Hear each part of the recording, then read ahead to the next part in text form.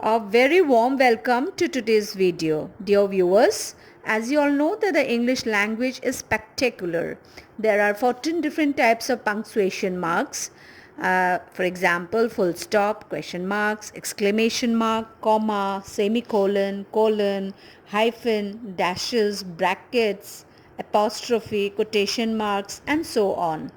Today in this video, I shall be discussing with you how to use a colon correctly. Rules of colon usage. Colons can be confusing, that's true, but their function is actually quite straightforward. They introduce related information. Let's learn how to use a colon correctly to give your writing more clarity. Now, what is a colon? Curious about colons, isn't it? So you have come to the right place. In this video, I will be explaining you what is a colon and how to use and where to use a colon. A colon, as you all know, is written as two dots on top of each other. Using colons in a sentence can be tricky. Without knowing how to use colons, a writer can end up just putting colons everywhere, nowhere at all, or interchanging the colon with a semicolon or comma. So to avoid precisely, let's take a look at these rules of colon usage. Now what is a colon? A colon is a punctuation mark. So let's begin with a study on colons. There are three primary purposes for this member of the punctuation family. They are used to list items, quotations, and independent clauses. Of course, there are various other usage also, but these are the main ones. I will also be discussing the other usages as well. So keep watching my video. The colon seems to bewilder many people, though it's really rather easy to use correctly since it has only one major use. But first, please note the following. The colon is never preceded by a white space. White space, I mean to say, is without printing, where there is no printing or nothing printed. So that is called the white space. It is always followed by a single white space in normal use, and it is never followed by a hyphen or a dash. Now we begin with the use of colons. Okay, colons can be used to introduce a quotation of someone else's words. So that is the first major use of a colon. Okay, let's look at some of the examples. The first example says the main character in the movie said. After said, I have put a colon there, that is two full stops, two dots, because from there will begin someone else's words. Whose words? The words of the main character. Play hard, work harder. Okay. The second sentence goes like this. She went to great lengths to emphasize this. Okay. After this, there is the use of colon there, because after this I will quote the exact words of the speaker, that is she. Kindness never fades. Okay. Mrs. Morris preaches this concept. What concept? So now I will begin her concept. So before that I have used the colon there, because after that will begin the quotation. That is, quotation means someone else's words I am going to quote. Okay. The next sentence, the dog trainer gave us this instruction. What instruction? We don't know. So I'm going to quote the instruction of the dog trainer. So before I begin, I use the colon. Love your dog and she will love you. Okay, so always remember the first major and the most important use of colon is that they are used before you introduce a quotation, and quotation means you are quoting someone else's words. Okay. The second use of colon is that colons can be used to separate two independent clauses. These are clauses that can stand alone as two complete thoughts. I'm sure you know what are independent clauses. Independent clauses are that part of the sentence which has a subject and also a finite verb on its own. Okay, what is a finite verb, what is a subject, I will not explain you in detail now, because here this video is mainly focusing on the use of colons. Okay, so and I assume that you all already know what is a finite verb and what is a subject, what is a predicate. Okay, so let's look at the example. There are two things to note in the examples below. First, each example contains two clauses, and these clauses are independent clauses. Independent clauses means both the sentences make complete sense. Okay, and both the sentences have their own subject and also have their own finite verb, and they also have the predicate. You should not use this construction to connect more than two clauses. Second, you do not capitalize the first word in the second clause. Let's take a look. When you are using two independent clauses and then you are using a colon, okay, to separate both the independent clauses, then you do not capitalize the first word in the second clause. Let's have a look. You can come pick me up now. Okay, so that part of the sentence makes a complete sense. You can come pick me up, so it is making complete sense, so it is an independent clause. The second sentence, I am feeling much better, also makes a complete sense because it is a subject, it has a verb, finite verb, and it makes sense. So these are two independent clauses joined by a colon. But as I told you that when you begin the second sentence, second independent clause, you use small letter, but then I have used here I capital because the personal pronoun I always, no matter wherever it is always used in capital letter. The letter I, the first person I, is never used in small letter. Okay, hence I have used here a capital letter. The second sentence, never forget this point. Think before you speak.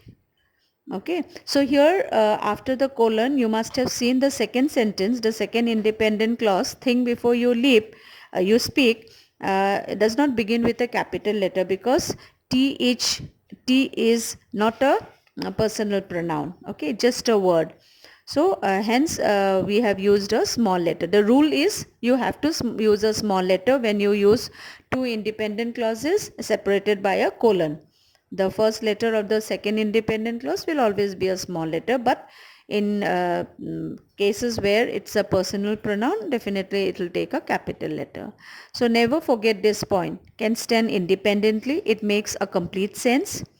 Think before you speak also is an independent sentence which makes complete sense. So two independent clauses is connected, joined by the use of colon. Barry wanted to know why I did not respond to his text. This is one sentence.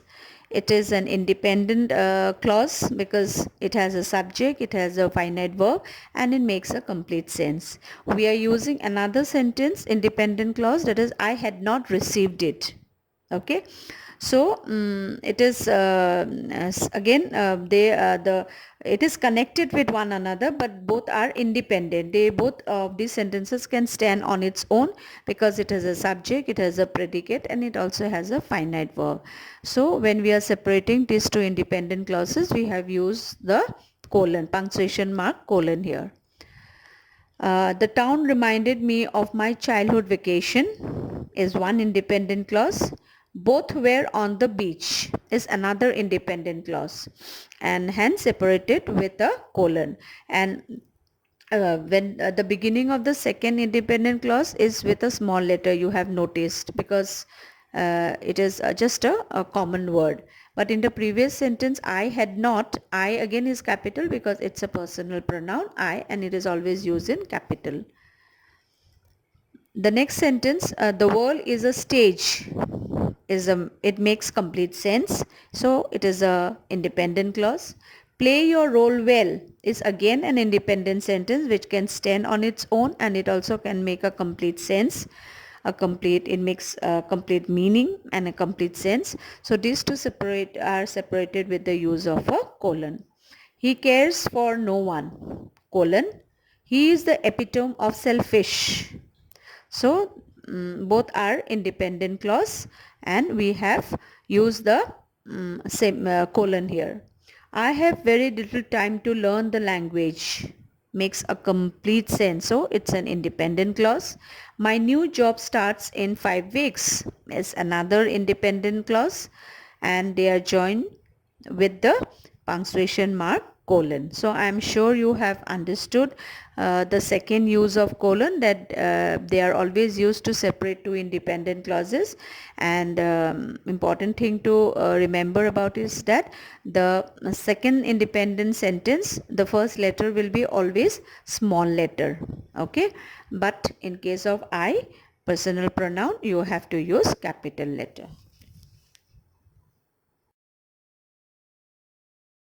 The third rule of the use of colon is that it can be used to introduce a list of items. The colon is used to introduce a list of items. For example, the bookstore specializes in 3 subjects. Okay, art, architecture and graphic design. So before listing the items of the bookstore, what have I used there? Colon. Okay, art, architecture and graphic design. The second sentence, the poets I like best. I'm going to give you the list of the names of the poets whom I like the best. So before that, I will be listing the name of the poets who are best for me. So before that, I have used the punctuation mark colon there. So the poets I like best R means I have not used, I have separated with a colon. Keats, okay, Shelley, Browning and Tennyson. I am sure you have heard the name of all these famous and renowned poets whose poems are still read, because they are very, very beautiful poems with very beautiful message in it. The third sentence, there are 3 things every dog needs. What are the dog needs? 3 things every dog needs. So I'm going to list the items. Okay, so before I list the item, I have used a colon there, the punctuation mark colon, 2 dots. Food, water and healthcare. The next sentence, you need to grab these 3 things for the laundry.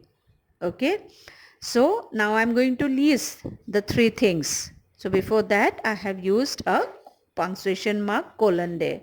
Laundry detergent, fabric softener and dryer sheets. Okay, for the camping trip, you need to pack many things. What many things? Now I'm going to list the items. So before I list the items, I have used the colon there, because this is the third use of colon that I am explaining you. Clothing, sleeping bags, food, utensils and cookware. Okay.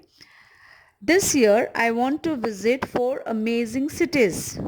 Which cities? I am going to list now. The amazing cities which I am going to visit this year is Paris, London, New York and Barcelona.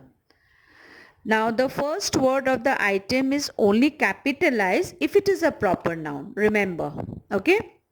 You must have seen that in the first sentence, when I am listing the items art, architecture and graphic design, I have not used capital letter because it's not a proper noun. But in the second sentence, after the colon, when I'm listing the name of the poets, I have used capital letter D because they are proper noun. Okay, name of the poets. Again, the third sentence, you must have seen that before I listed the food items that every dog needs, I have not used capital letter because these are common noun, these are not proper noun.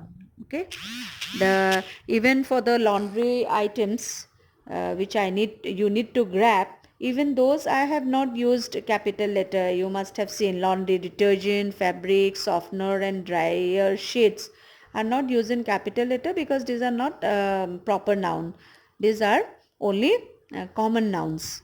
For the campaigning trip, you need to pack many things. So what many things? So clothing, sleeping bags, food, utensils and cookware are not the name of any proper noun. Okay, they are not naming words. So these are only nouns, but they are common noun. Hence, I have used only a small letter and not capital letter. Again, Paris, London, New York, Barcelona, you have seen that I have used capital letter before each, every word begins with the capital letter because these are not common noun, these are proper noun. That is why we have used capital letter. So that is the third rule. The fourth rule says that when two or more sentences follow a colon, capitalize the first word following the colon. Example, he made 3 points. Okay. First, F is capital. Okay. First, the company was looking over $1 million each month. Second, again, another sentence begin. So we are using capital letter. Second, the stock price was lower than it had ever been. Third, another sentence begins. Fine. So again it begins with a capital letter. Third, no banks were willing to loan the company any more money. So I'm sure you have understood this. When two or more sentences follow a colon, that means you have seen he made 3 points. After that I have used how many sentences? I have used 3 sentences. So when you begin each sentence, the first letter of each word will be capital letter. Okay. The fifth rule, although it is not a grammatical use of the colon, but then even here a colon is used.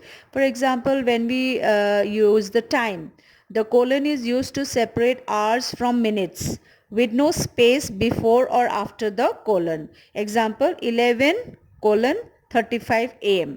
So although it's not a grammatical use, but then we also do use when we are referring to time. Okay, even then we use colon. Now rule 6 is also a non-grammatical use. It's nothing to do with English language and grammar, but then we use colon also in ratio. The colon is used to express a ratio of two numbers with no space before or after the colon. Example, 1:3. So 1:3, we use a colon there. Yeah, this is another non-grammatical use of a colon. Colon is also used following a greeting. Use a colon following a greeting, also known as a salutation. In a formal or business letter, it does not matter if you are using the person's first name, both first and last name, or their title. You should always use a colon if the letter is formal. If the letter is personal, then either a colon or comma is appropriate. For example, to whom it may concern. It's an official letter, formal letter, so we put a colon there. Dear Mr. Wilson, okay, colon there. Dear Professor Jason Smith, colon there. Fine. But in a impersonal letter, we put a comma there, but in a formal letter, we use a colon. That's all for today in this video. I am sure that you have understood very clearly what is a colon and when to use a colon. So next time when you are using the punctuation mark colon, I am sure and I am certain that you will definitely not make a mistake, because I assume that you have understood the use of colon very well. So please subscribe my channel. Press the like button if you have really understood, and also keep watching my other videos where I will be uploading very soon the other punctuation marks, which I will try to explain it in a very easy manner, which will be understandable, or which everybody, any kind of learner will be able to understand, be it above average, below average, average. Okay, so keep watching my video. And that's all for today. Thank you. Bye. Keep smiling. Have a great day.